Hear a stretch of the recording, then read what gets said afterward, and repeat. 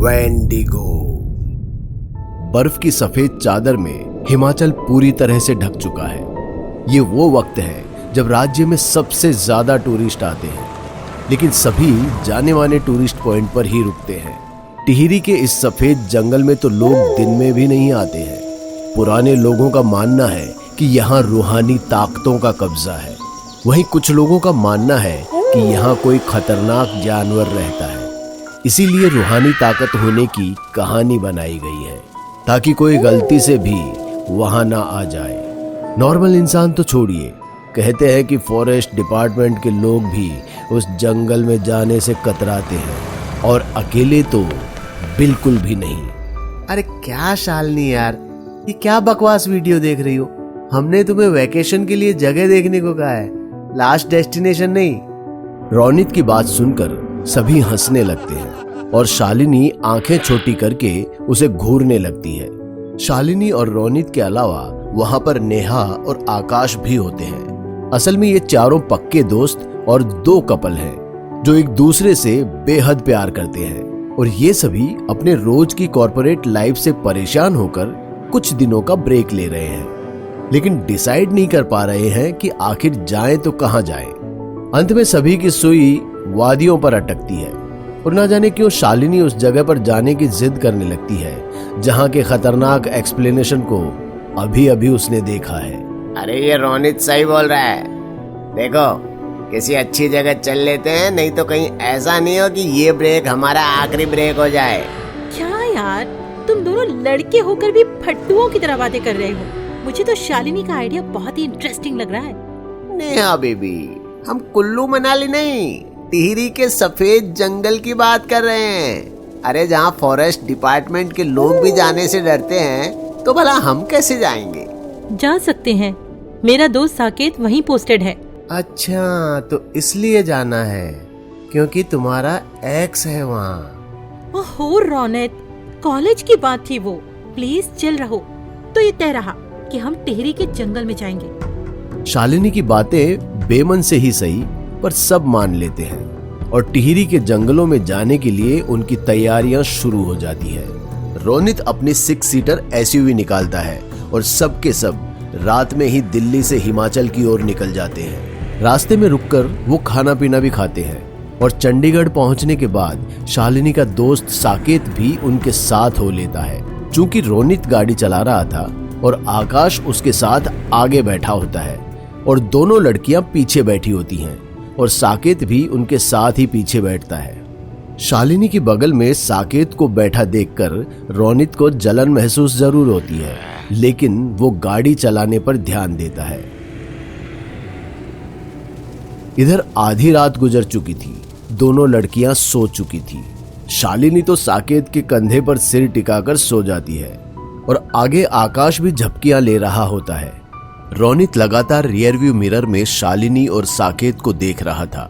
इसी बीच उसकी गाड़ी के आगे से कोई ऐसे गुजरता है कि रोनित को एक जोरदार ब्रेक लगाकर गाड़ी को रोकना पड़ता है। आलम ये होता है कि गाड़ी ठीक वहां जाकर रुकती है जहां से सड़क खत्म और खाई शुरू होती है। अचानक ब्रेक लगने से गाड़ी इस कदर आवाज करती है कि वादियों में हर तरफ बस उसी की आवाज गूंज जाती है।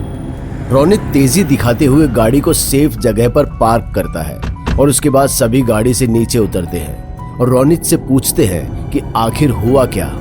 पर रोनित चारों ओर देखने लगता है कि आखिर वो चीज क्या थी जो उसकी गाड़ी के सामने से अचानक गुजरी थी। वो जब पीछे गया तो देखा कि रोड पर नींबू और मिर्ची का गुच्छा पड़ा था, जो रोनित की गाड़ी से कुचल गया था। रोनित ऊपर आसमान की तरफ देखता है और चांद के आगे काले बादल छा जाते हैं। इतना कुछ होने के बाद उसे किसी अनहोनी होने की आशंका होने लगती है। वो भागते हुए गाड़ी में जा बैठता है और सभी को गाड़ी में बैठे रहने को कहता है। रोनित गाड़ी में तो बैठ गया, लेकिन वो पसीने से बुरी तरह सराबोर हो जाता है। आई थिंक रोनित, तुम्हें आराम करना चाहिए। आगे का रास्ता मेरा है, पीछे आ जाओ, मैं गाड़ी चलाता हूँ। साकेत की बात सुनकर रोनित पीछे चला जाता है और गाड़ी आगे चल पड़ती है। गाड़ी अब हिमाचल की सफेद वादियों में जा पहुंचती है। सड़क के दोनों तरफ नुकीले पेड़ और बर्फ की चादर से ढके होने के कारण सफेद हो चुके थे और धीमे धीमे बर्फीले तूफान का भी आगाज हो रहा था। ये समझ पाना मुश्किल था कि उनके आने से बर्फीला तूफान शुरू हुआ था या वो बर्फीले तूफान के आतंक में घुसे जा रहे थे। जो भी हो, आगे का मंजर उस अंधेरी बर्फीली रात में विकराल होते जा रहा था। वो आगे टिहरी के सफेद जंगल में घुसते ही जा रहे थे कि तभी एक बड़ा पेड़ उनके आगे आ गिरता है और गाड़ी ब्रेक के बावजूद फिसलते हुए पेड़ से जा टकराती है और टिहरी के सफेद और सुनसान जंगल में इंडिकेटर की गूंज ऐसे सुनाई पड़ती है कि एक पल में जंगल का सन्नाटा कोलाहल में बदल जाता है। अचानक से हुए इस एक्सीडेंट से गाड़ी को बहुत नुकसान हो जाता है, लेकिन अच्छी बात यह थी कि साकेत के मुताबिक वो अपने डेस्टिनेशन के बहुत करीब आ गए थे और आगे का सफर अब उन्हें चलकर ही तय करना था। अरे टेंशन मत लो, अभी के मौसम में पहाड़ी इलाकों में ऐसा होता रहता है। अब आगे क्या साकेत?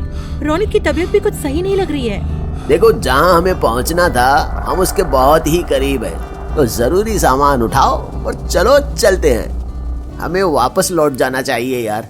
अब अभी वापस कैसे? मुझे किसी अनहोनी की आहट आ रही है। रोनित, मत भूलो कि साकेत है यहाँ, कुछ नहीं होगा।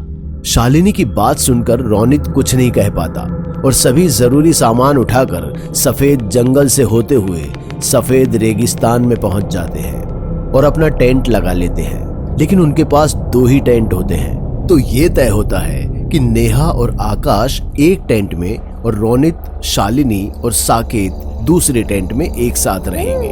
रात काफी हो जाती है, लेकिन फिर भी सभी टेंट के बाहर बैठकर शराब पी रहे होते हैं और उनके बीच में अलाव जल रहा होता है। सभी एक दूसरे के साथ चिल कर रहे होते हैं, लेकिन रोनित एक टक बस जलते हुए अलाव को ही देखे जा रहा था।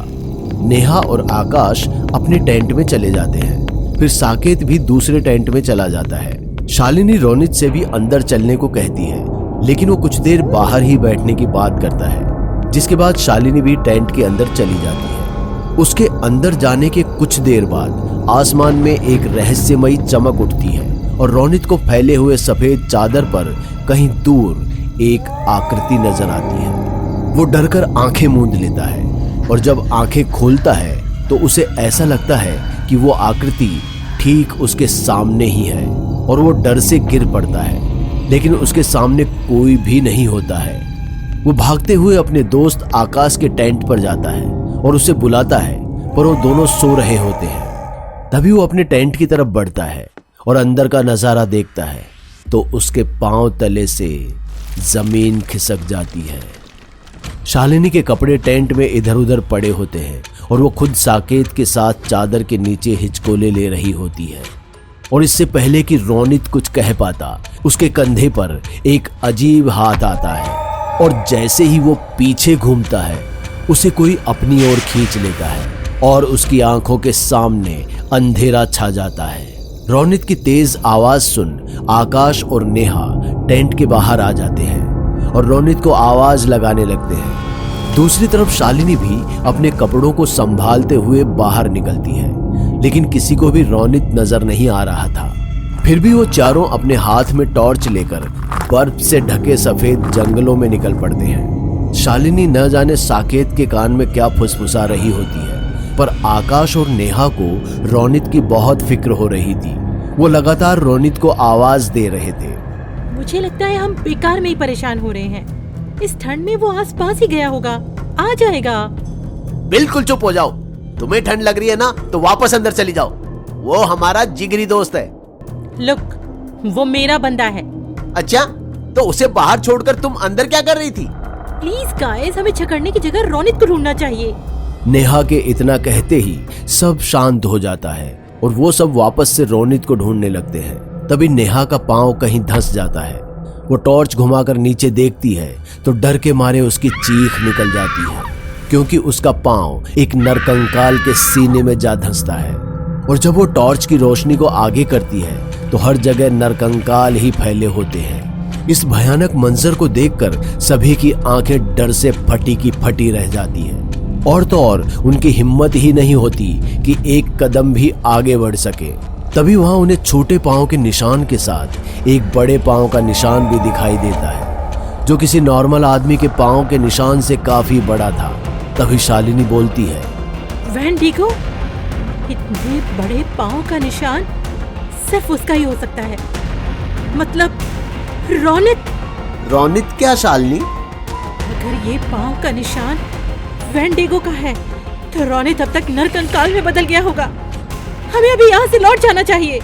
इतना कहते ही शालिनी और साकेत वहां से लौट जाते हैं, लेकिन नेहा आकाश के हाथ को जोर से पकड़ती है और कहती है, मुझे पता है तुम अपने दोस्त को इस तरह छोड़कर नहीं जाओगे।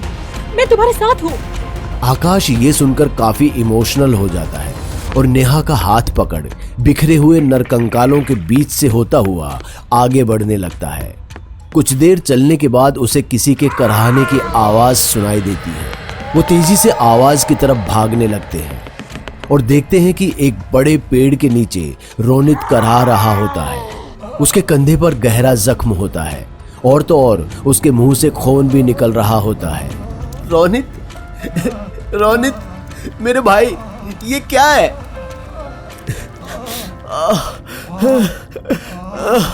आकाश, नेहा, वापस लौट जाओ यहाँ से। मैं नहीं चाहता कि तुम्हें भी कुछ हो। तेरे बिना तो नहीं। हाँ। आकाश रोनित को कंधे पर उठा लेता है और यहाँ से निकलने को होता ही है कि तभी ऐसा लगता है कि सामने एक पेड़ हिल रहा है, पर वो पेड़ नहीं बल्कि वेंडिगो होता है। एक ऐसा दानव जो किसी सूखे पेड़ के आकार का है। नुकीले नाखून, तेज धारदार दांत, उसकी आंखें किसी लाल लैंप की तरह चमक रही थी और शरीर पर जगह जगह ऐसे जख्म थे जैसे कि वो सड़ रहा हो। वेंडिगो इस बार रोनित को नहीं बल्कि नेहा और आकाश को देख रहा था और चीखते हुए जैसे ही वो वेंडिगो नेहा को पकड़ने के लिए झुकता है, रोनित उसकी आंखों में पास में रखी हुई लकड़ी डाल देता है, जिसके बाद वेंडिगो चीखने लगता है, पर दर्द में नहीं बल्कि गुस्से में। इस बीच नेहा और आकाश रोनित को वहां से लेकर निकल जाते हैं और किसी भी तरह भागते हुए वापस टेंट के पास पहुंच जाते हैं, जहां शालिनी और साकेत अलाव जलाकर बैठे होते हैं और उनके हाथ में मशाल होती है। रोनित को जिंदा देखकर उन दोनों की भौहें तन जाती है। बेमन से शालिनी उनके पास आ ही रही होती है कि तभी आकाश उसे रोक देता है और इससे पहले कि शालिनी कुछ कह पाती, वेंडिगो की इतनी तेज आवाज सुनाई देती है कि वहां की जमीन और हवाओं में सरसरी दौड़ जाती है। शालिनी और साकेत हाथ में मशाल लेकर आगे बढ़ते हैं। वेंडिगो आग से डरता है। साकेत, ध्यान से, हाथ से मशाल ना छूटे। शालिनी ने इतना ही कहा था कि वेंडिगो ने एक जोर का हाथ मारा और उस झटके से साकेत गिर गया। उसके हाथ से मशाल छूट गई। इससे पहले कि साकेत दोबारा से मशाल उठाता, वेंडिगो ने उसे पांव से खींचा और एक ही झटके में उसकी दोनों आंखें निकाल दी और फिर साकेत को ऐसे नोचने लगा कि देखते ही देखते उसका मांस भरा शरीर नरकंकाल में बदल गया। साकेत का ये हाल देखकर शालिनी के हाथ से मशाल छूट गई और वो वही घुटनों के बल बैठकर रोने लगी। वेंडिगो अब साकेत के नरकंकाल को छोड़ शालिनी की तरफ देखता है और खून लगे मुंह के साथ शालिनी की तरफ अपने दोनों हाथ और पैरों को बढ़ाने लगता है और ऐसे गुर्राने लगता है कि जैसे सबको नोच खाएगा। वेंडिगो अचानक से रोनित की तरफ देखता है और फिर सीधे शालिनी की ओर झपटता है, लेकिन इसी बीच रोनित मशाल उठाता है और वेंडिगो के मुंह में घुसा देता है। रोनित के इस हमले से वेंडिगो इस बार गुस्सा नहीं था बल्कि सच में दर्द से कराह रहा था और फिर छटपटाते हुए वहीं जल रहे अलाव पर जा गिरता है। वेंडिगो उस अलाव पर गिरने के बाद ऐसे धू धू करके जलने लगता है जैसे उसी अलाव का हिस्सा हो। उसकी चीख से पूरा जंगल कांप उठता है और फिर आकाश रोनित से कहता है, रोनित, चल भाई यहाँ से निकलते हैं। आकाश, तुम लोग यहाँ से निकलो। और तुम? मेरा छोड़ो शालिनी, वैसे भी हमारे बीच अब कुछ नहीं बचा है, चली जाओ यहां से। रोनित ये सब कहते हुए बड़ी ही अजीब सी हरकत कर रहा था। कभी उसकी गर्दन मोड़ रहा था तो कभी अपने हाथों को। उसका शरीर ऐसे अकड़ रहा था जैसे टूटकर बिखर जाएगा। दूसरी तरफ अब शालिनी साकेत के मरने के बाद वापस से रोनित से जा चिपकी और ऐसे रोने लगी जैसे उसे रोनित की कितनी फिक्र हो। शालिनी, अगर तुम मेरे से इतना ही प्यार करती हो तो मेरे साथ यहीं रुक जाओ और इन दोनों को जाने दो। हम तुझे छोड़कर कहीं नहीं जाएंगे। आकाश इतना ही कहता है कि रोनित शालिनी को धक्का देता है और आकाश को अपनी तरफ खींचता है और उसके कान में कुछ कहता है कि उसकी आंखें फट जाती है। फिर नम आंखों के साथ वो नेहा को वहां से लेकर निकल जाता है। वो जब जंगल में काफी दूर निकल जाते हैं और एक बस स्टैंड पर रुककर बस के आने का इंतजार करने लगते हैं, तब नेहा मायूस होकर पूछती है, आखिर तुम रोनित को उस शालिनी के साथ अकेले कैसे छोड़ सकते हो? क्योंकि वो अब हम में से एक नहीं रहा। ये कैसी बातें कर रहे हो तुम? तुम्हें पता है उसने मेरे कान में क्या कहा?